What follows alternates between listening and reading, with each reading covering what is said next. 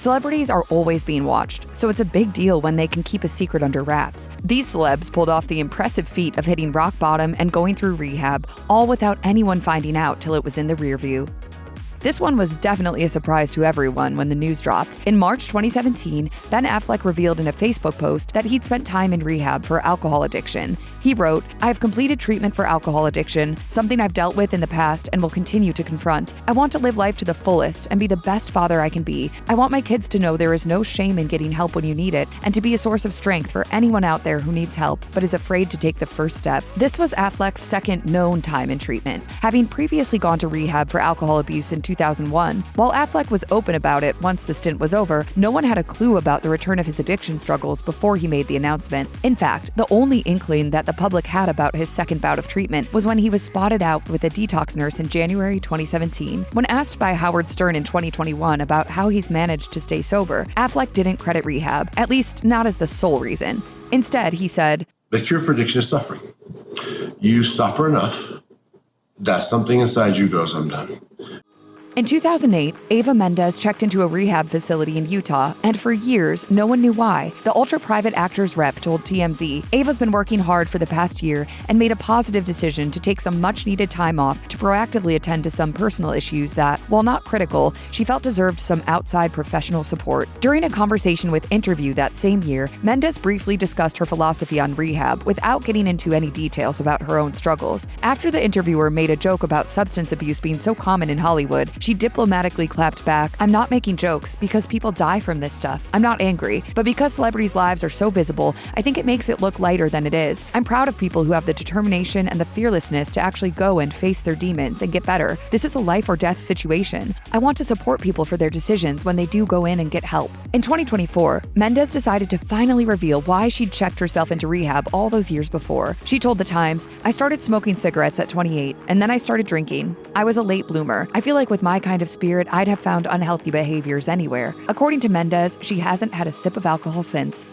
After almost 2 decades of sobriety, G.I. Jane star Demi Moore suffered a relapse during her 8-year marriage to Ashton Kutcher. She wrote in her 2019 memoir, "Ashton was enjoying a glass of good red wine when he said, 'I don't know if alcoholism is a real thing. I think it's all about moderation.' I wanted to be that girl, so I tried to become that, a fun, normal girl." In early 2012, Moore was hospitalized. It was later confirmed that she had suffered a seizure after doing whippets. A few weeks later, the actor checked into a rehab center in Utah, where she reportedly sought treatment for addiction and an eating disorder. A source claimed to E! News, "It became clear to her that her way of coping with her stress was not working and she needed more help." A month later, Moore checked out of the facility, with E! News reporting that she was on vacation at an undisclosed location. Moore later informed the New York Times that she had maintained her sobriety after that dark period, with the help of her 2 daughters, Rumor and Scout. Few would deny that Don Draper is one of the most iconic booze hounds of all time. "I bet daily friendship with that bottle attracts more people to advertising than any salary you could dream of." That's why I got in.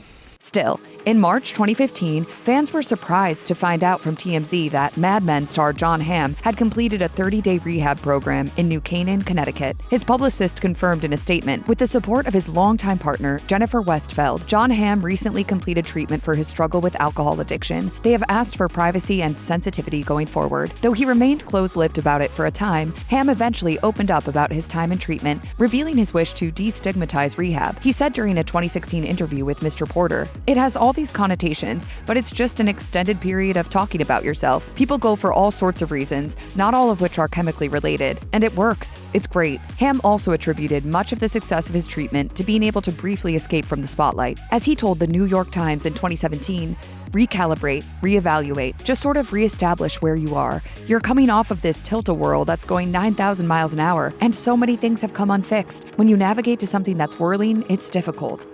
In September 2013, TMZ reported that Zac Efron quietly checked into rehab twice that year after struggling with alcohol and drug abuse, and no one had been the wiser. In May 2014, the actor opened up to The Hollywood Reporter about his battle with addiction. He said, "No matter who you are, you face challenges growing up. You go with your things, you learn, you have to. It's impossible to lead an honest and fulfilling life as a man and not make mistakes and fess up to them when you need to." He continued, "You have to accept the moments of glory, but also a great responsibility. And that responsibility, to some degree, involves being a role model. At the same time, I'm a human being, and I've made a lot of mistakes. I've learned from each one." He went to explain that therapy changed him for the better, but also that addiction is a struggle that lasts forever. As anyone in recovery will tell you, sobriety is a decision you have to keep making for yourself over and over again, day after day.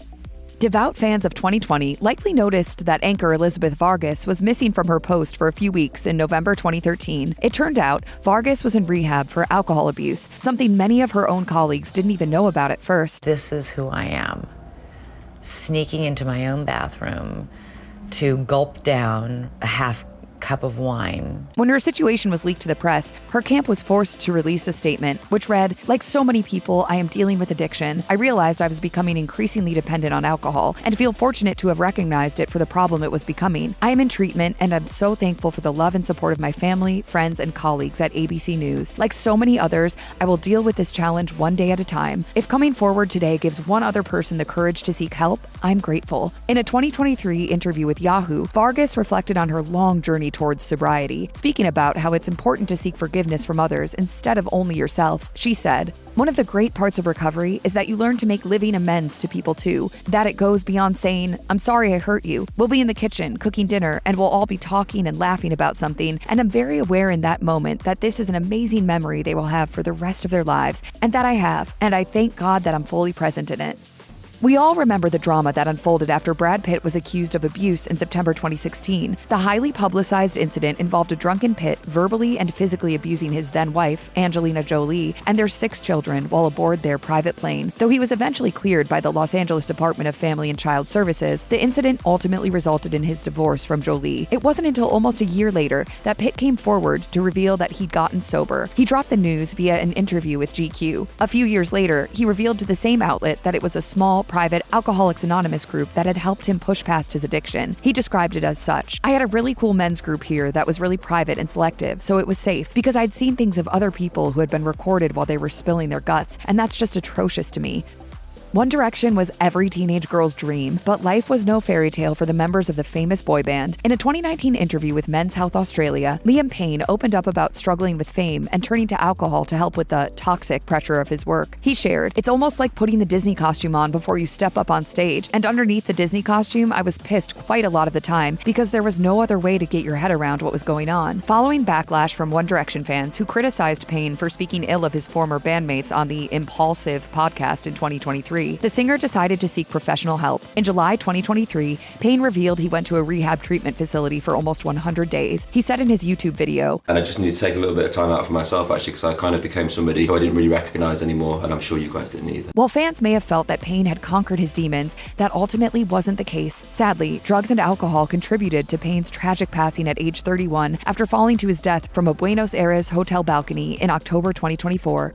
Hayden Panettiere might have appeared to have it all, but behind closed doors, life was not all rosy for the hero star. In a 2022 interview with Nightline, Panettiere admitted to previously suffering from substance abuse, which she claimed first began when she was just a teenager. After explaining that she was often given Adderall and told they were simply happy pills, she said, "I was lively and totally down to answer the questions and a chatterbox." Eventually, she began to abuse opioids and alcohol as well. She explained to People in 2022, "As I got older, the drugs and alcohol became something I almost couldn't live without." Eventually, Panettiere decided she needed help. In 2015, while filming the 4th season of Nashville, the actor checked herself into rehab, something no one knew about for a while. She admitted to Women's Health in 2023, "I was the one who put myself in the first treatment center. I was drowning."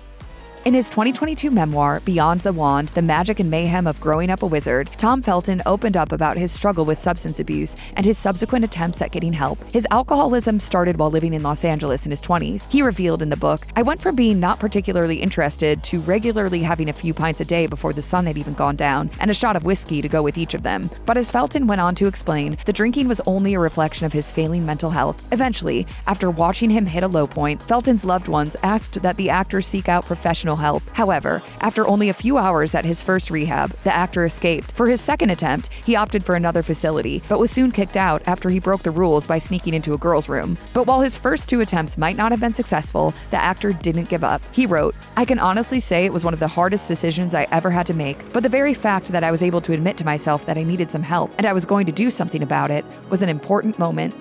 Like many child actors, Alyson Stoner struggled with the pressure of being in the spotlight at a young age. Amid the ever-increasing demands of the entertainment industry, Stoner developed an eating disorder and an unhealthy obsession with exercising. Stoner's mental health struggles soon began costing her auditions as directors turned her down. She told People in 2019, "They would just tell me that I need help and need to go home and take care of my health because my eyes were sunken in and I was tired and lifeless." Stoner opened up about her rehab stint for her disorder, which came after a rigorous process of preparing to audition for the lead role in 2012's The Hunger Games. Though the role eventually went to Jennifer Lawrence, Stoner was left with the consequences of her intense preparation. She explained the state of her body to Access Hollywood. "My hair is starting to fall out, my skin is sallow, I'm medically underweight." Following a 2011 hospitalization, Stoner checked into a rehab facility for treatment. She explained to People, "I had actually wanted to get help for some time, and my schedule didn't allow for it, so I had already needed hospitalization, but I had to complete projects. The second that I finished the contract, I told my family that I was going. This decision was a turning point in the actor's life, as she describes it as one of the best choices I've made for my health." Selena Gomez first secretly checked into rehab in early 2014. At the time, her representative insisted to E! News that the singer was not there for substance abuse reasons, but insiders disagreed. One source reached out to the tabloid Radar Online and alleged that she was abusing various substances, including prescription drugs. Others told TMZ that Gomez was seeking treatment for alcohol as well as prescription drug abuse, combined with the heartbreak from her split with then-boyfriend Justin Bieber. Eventually, the truth was revealed. She'd been diagnosed with lupus and was receiving chemotherapy treatments. She told Billboard in 2015, "That's what my break was really about. I could have had a stroke. I wanted so badly to say, 'You guys have no idea. I'm in chemotherapy. You're asshole.'"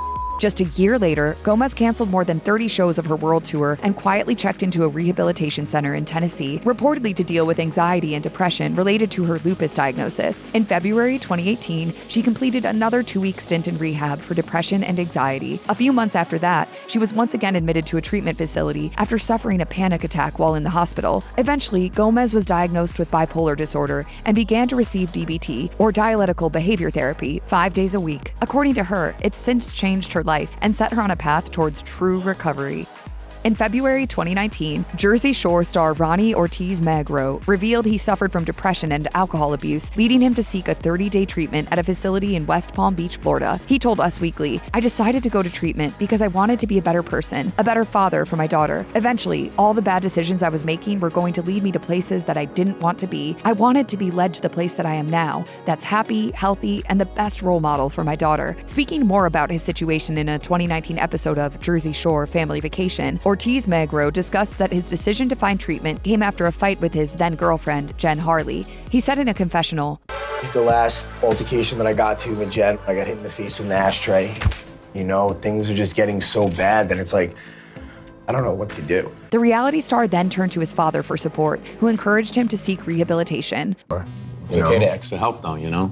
I mean, we can't do things on our own. We know what you're thinking. His rehab saga was pretty well documented on the show. Why is it in this video about rehab stays flying under the radar? Well, in 2022, Ortiz-Magro returned to Jersey Shore Family Vacation and divulged that his 30-day treatment wasn't the end of his rehab journey. In fact, he ended up undergoing months-long inpatient and outpatient treatment. Safe to say, no one knew the full extent of his struggles until he got real about it years later. Demi Lovato has been open about her struggles with bipolar disorder, drug addiction, self-harm, and bulimia, as well as about her 2010 rehab stint. However, Lovato's subsequent rehabilitation stays since her initial check-in to deal with relapses and maintain her well-being have gone under the radar. For instance, TMZ reported in 2013 that she lived in a sober house for more than a year to receive counseling in order to maintain her sobriety. Despite her efforts, though, things came to a head for the singer in 2018 when she was hospitalized after suffering a near-fatal overdose. She revealed in her 2021 documentary, Demi Lovato, Dancing with the Devil, that she had been extremely close to death before she was brought in for emergency treatment. My doctors said that, I had 5 to 10 more minutes Her near-death experience ended up not being enough to make Lovato give up alcohol and marijuana. The singer revealed in a 2021 interview with Glamour that she would not be taking the all-or-nothing sobriety approach. As she said, a one-size-fits-all solution does not work for everybody. However, in December 2021, Lovato revealed she was going fully sober and was subsequently admitted into a rehab where she completed a short stint.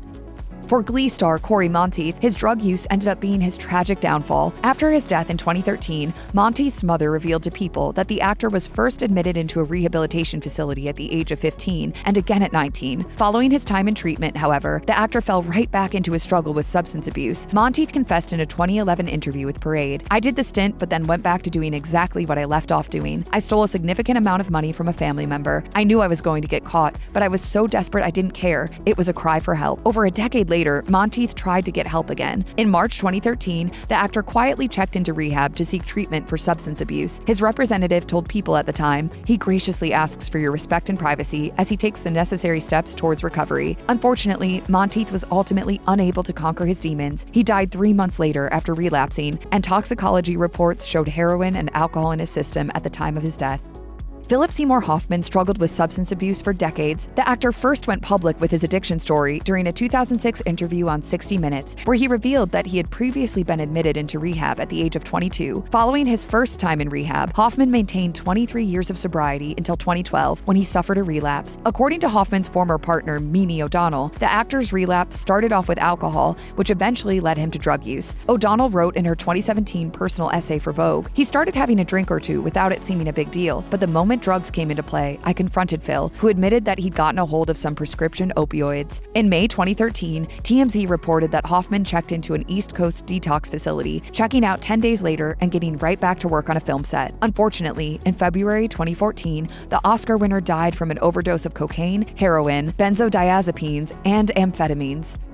Lena Dunham skyrocketed to fame as the creator and star of HBO's hit comedy Girls.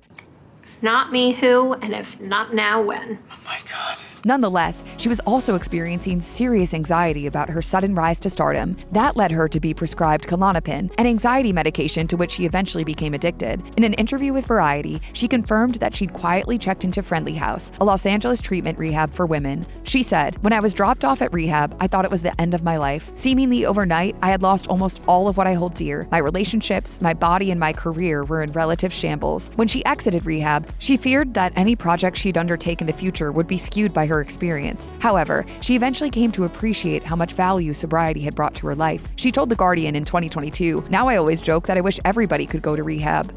From the outside looking in, Kirsten Dunst seemed to be one of the lucky few ex-child stars to navigate the perils of celebrity at a young age and seamlessly transition to adult roles. The truth, however, was far more nuanced. At the age of 27, she checked herself into a rehab facility in Utah, but it wasn't to treat an addiction. As she told Town & Country, it was to deal with the depression. She said, "What people expect of an actor is totally ridiculous. It's unfair that an artist is expected to speak really well in public and have skin tough enough to withstand sometimes really hurtful criticism, but also, in order to do the job, be really sensitive and in touch with their feelings." As she explained in an interview with the Sunday Times, having worked constantly since she was a little kid ultimately caught up with her. She recalled, "I feel like for most people, around 27, the hits the fan. I feel like I was angry. You don't know that you are repressing all this anger. It wasn't a conscious thing." She was eventually prescribed medication that helped her greatly, although she was initially hesitant to go that route. She added, "I was afraid to take something, and so I sat in it for too long. I would recommend getting help when you need it."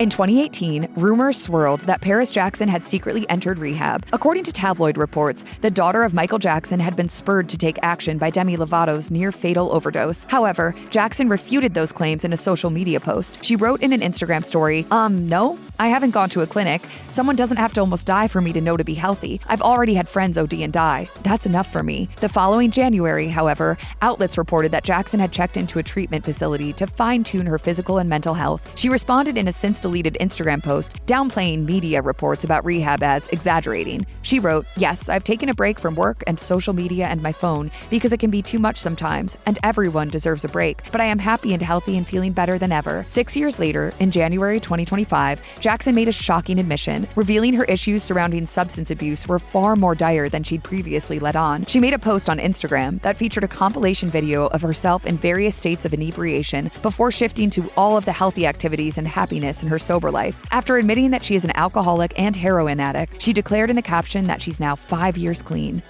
As a young actor, Lucy Hale was seemingly at the top of the world as one of the stars of Pretty Little Liars, a TV hit that ran for 7 successful seasons. What do you think of my work so far? It's outstanding.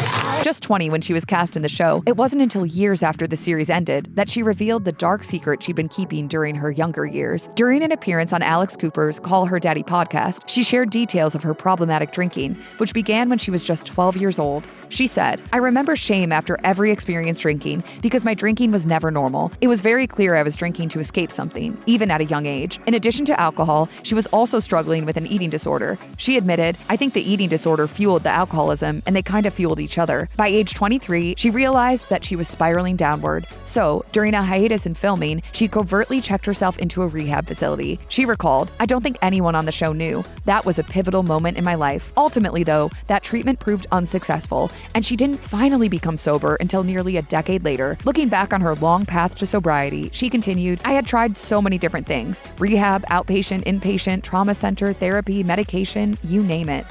Delilah Belle Hamlin isn't just a successful model, she's also the daughter of actor Harry Hamlin and soap star turned Real Housewife Lisa Rinna. Back in 2019, Hamlin, who was 21 at the time, revealed that she'd secretly gone to rehab the previous year, not once, but twice. As she wrote in an Instagram story, she had a difficult time after leaving her parents' California home to attend NYU. She wrote, not long after I moved to New York, I began having terrible depression. I started attracting negative people into my life because my thoughts were so negative. This led her to fall into an unhealthy relationship, and when the situation hit a breaking point after about 8 months, she called her mom and flew back to Los Angeles. She shared, 2 weeks later, I was admitted into a rehab facility. I knew the way I was living was unhealthy and detrimental to my mental health, so I called my mom and told her I needed help. She wound up returning to the same facility, this time remaining for 60 days. She later said that getting help was, quote, truly the best thing that has ever happened to her.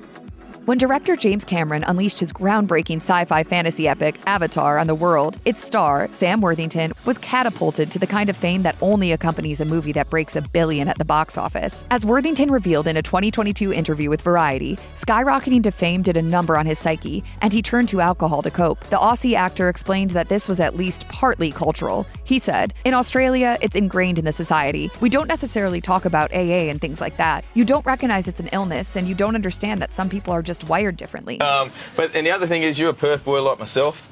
You know, you don't go to a good barbecue, you got your beer, but you need a box of wine.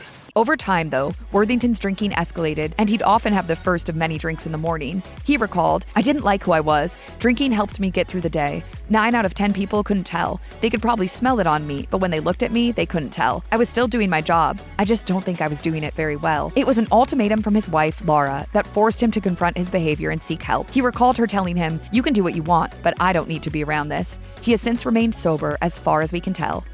Josh Brolin's family connections are somewhat rarefied, given that his father is actor James Brolin and his stepmother is Hollywood legend Barbra Streisand. Like his parents, Josh has enjoyed a successful acting career. However, as he wrote in his 2024 memoir, From Under the Truck, there was a period a decade earlier when he was forced to come to terms with his alcohol abuse. Back in 2013, there were unconfirmed reports that he checked into rehab, which he finally confirmed in his book.